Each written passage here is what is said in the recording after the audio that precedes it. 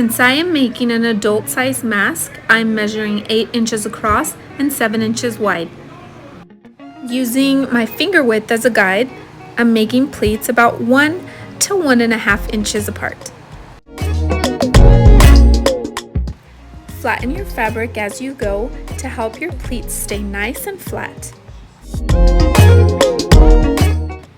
The paper clips really help the pleats stay nice and flat. Then turn the fabric over so you can start gluing.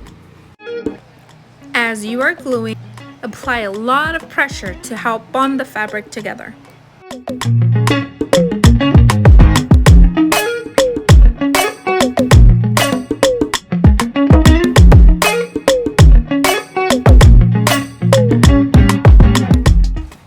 Now grab your pipe cleaner and measure it to about 4.5 inches long and snip that baby.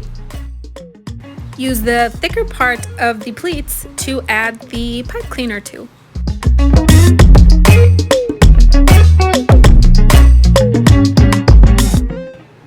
So here I use my scissors to bend the ends of the pipe cleaner so that it doesn't poke you.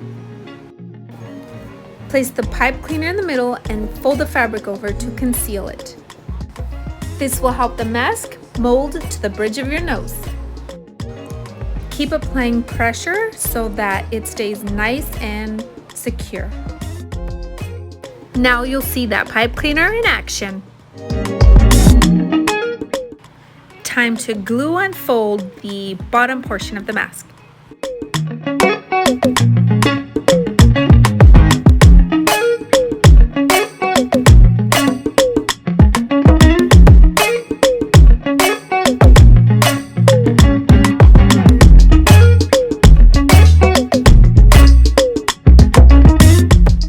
Cut your ribbon into 4 12-inch strips.